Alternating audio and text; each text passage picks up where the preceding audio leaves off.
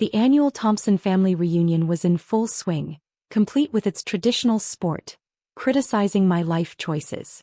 This year's venue was my cousin Rachel's newly renovated mansion, where success practically dripped from the chandeliers. "Still doing that freelance thing, Anna?" Rachel's perfectly manicured hand waved dismissively as she perched on her designer sofa. "I thought you'd have given up by now and gotten a real job." I sipped my wine, letting the jab roll off me like all the others. 10 years of listening to them mock my career choices had given me an impressive tolerance for their condescension. "Actually, I'm still consulting," I replied mildly. "Just finished a project last month." "Oh honey," my Aunt Patricia cut in, her voice dripping with fake concern. "You know Robert could always find you something at Thompson Corporation. Even in HR or administration." Robert, my uncle and Thompson Corp CO, nodded magnanimously from his leather armchair. "Family has to look after family. Though I must say, it's disappointing to see a Thompson without real ambition." Rachel and her brother Michael, both Thompson Corp executives, exchanged knowing smirks. They'd been climbing the corporate ladder since graduation, their paths paved with family connections and inherited privilege. "Speaking of Thompson Corp," Michael added, swirling his expensive scotch, "we're closing the Miller acquisition tomorrow. Biggest deal in company history. But I suppose you wouldn't know anything about that kind of business, Anna." They only knew. My phone buzzed quietly, a message from my actual office. "Final contract revisions complete. Everything ready for tomorrow's signing." I typed back a quick perfect before returning to my role as the family disappointment. It was almost funny how none of them had ever bothered to ask what kind of consulting I did or for whom. They'd simply decided that without a corporate title and a corner office, I must be failing. "How much do consultants make these days?" Rachel's husband James asked with exaggerated curiosity. "Enough to afford rent in the city?" "I manage," I said softly, thinking of my penthouse apartment and the view of the city it offered. The same view I'd be enjoying from the opposite side of the negotiating table tomorrow.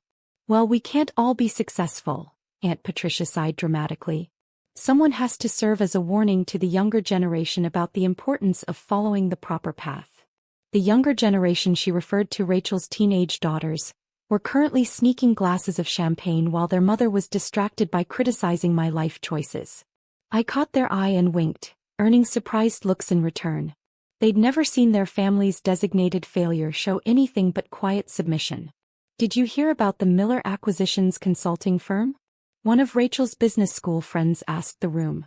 "Phoenix Consulting Group, they're absolutely ruthless. Nobody even knows who runs it." I bit back a smile. If they only knew. "Probably some old boys club," Michael scoffed. "All the major firms are. Though I hear their CEO is a woman, probably got the position through quotas or something." Rachel nodded sagely. "That's why Thompson Corp will always win these negotiations. We have real experience, real pedigree." My phone buzzed again. "Miss Thompson, final confirmation needed for tomorrow's strategy." I excused myself to the bathroom, carefully typing my response. "Proceed as planned. And make sure my name is on the final contract in full. Anna Elizabeth Thompson, CEO of Phoenix Consulting Group." Tomorrow would certainly be interesting. "Still hiding in corners, Anna?" Rachel's voice carried through the bathroom door. "Some things never change, do they?" I opened the door, meeting her superior smirk with a calm smile. "No, Rachel. Some things don't change at all. But sometimes they're not what you think they are." She frowned slightly, and used to any response beyond meek acceptance from her unsuccessful cousin. "What's that supposed to mean?" "Nothing," I said softly. "Just thinking about tomorrow.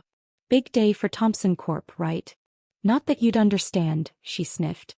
"But yes, once we sign with Miller Industries, we'll be the largest firm in the sector."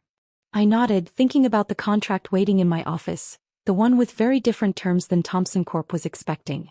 "Good luck with that."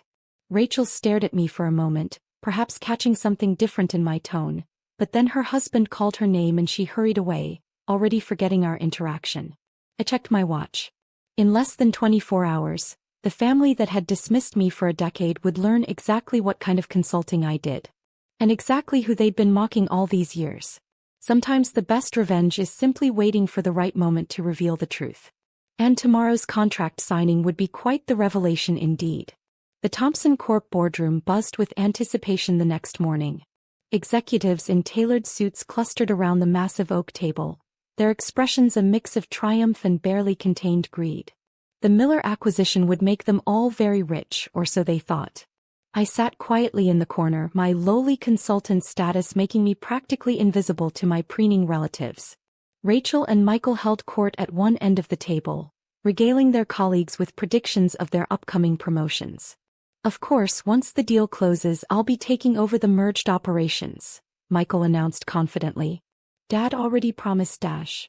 The boardroom doors swung open, cutting him off.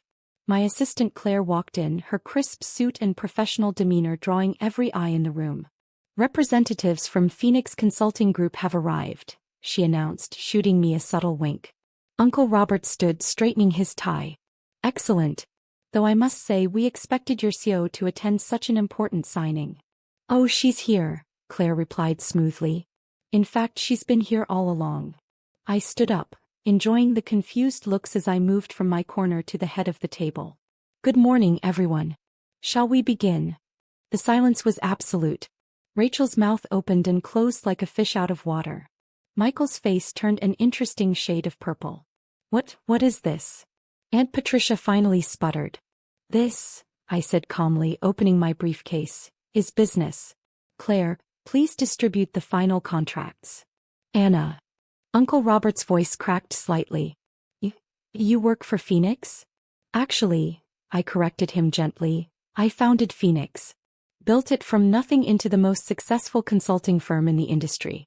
But you all were too busy mocking my career choices to ever ask what I actually did. Rachel grabbed the contract in front of her, frantically flipping pages. This can't be, you're nobody. You're just a failed consultant. Read page 3, Rachel. The CEO's signature line. Anna Elizabeth Thompson, founder and chief executive officer of Phoenix Consulting Group. Michael jumped up, his chair clattering backward. Dad, this is ridiculous. She can't be, she's just Anna.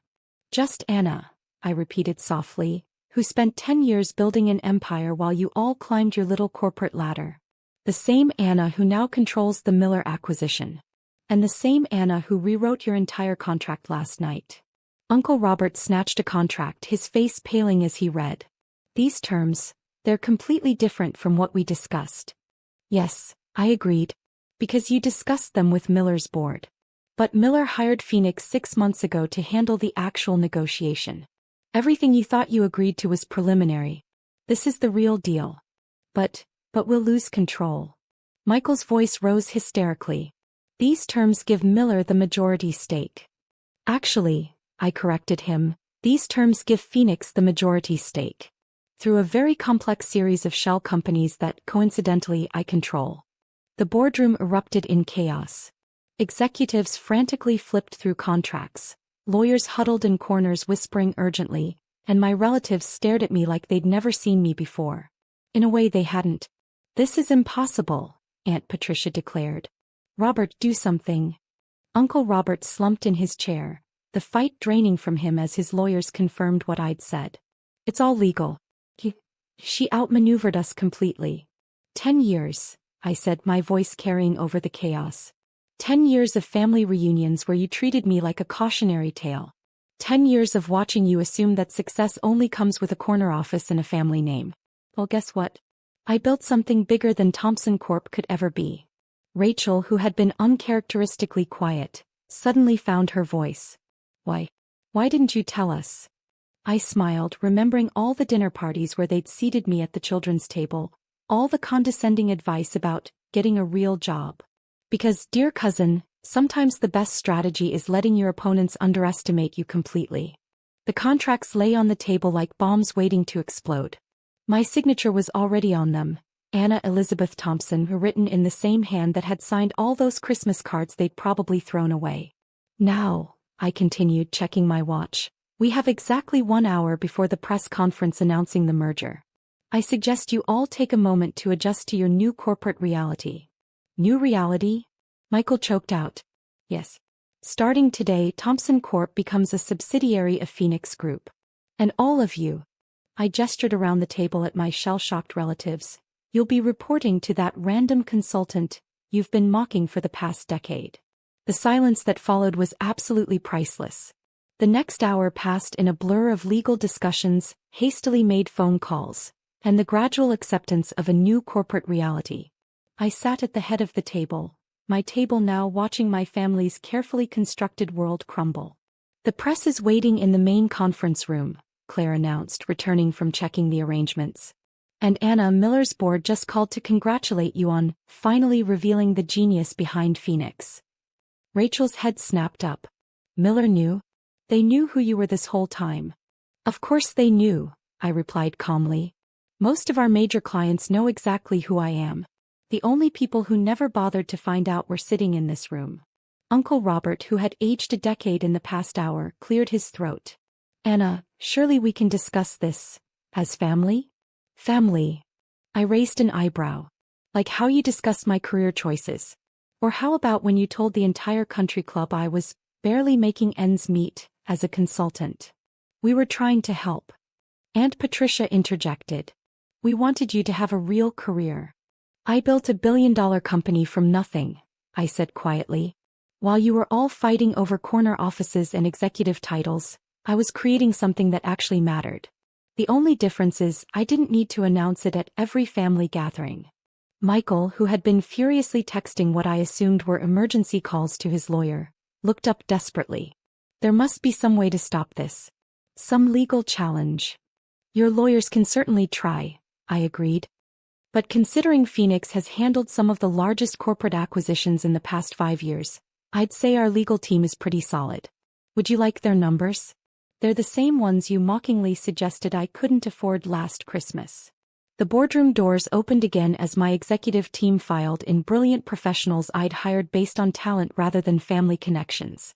They nodded respectfully as they took their seats, completely ignoring the shell-shocked Thompson Corp executives. "It's time for the press conference," Claire announced. "Anna, would you like to review your speech?"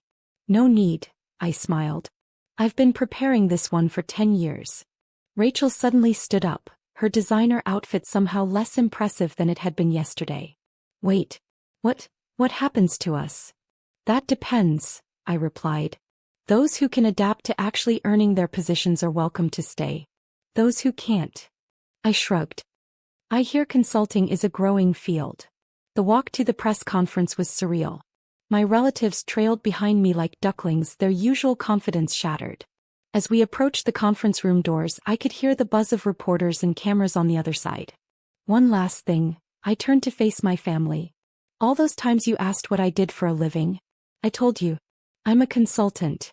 I just never mentioned that I consult on how to acquire companies like yours." The doors opened and camera flashes exploded. Reporters called out questions as I took my place at the podium, my family relegated to the background for the first time in their lives. "Ladies and gentlemen," I began, "I'm Anna Thompson, CEO of Phoenix Consulting Group. Today marks not just a merger of companies, but a reminder that success doesn't always look like what you expect." I caught Rachel's eye in the crowd. She was crying silently, mascara running down her cheeks.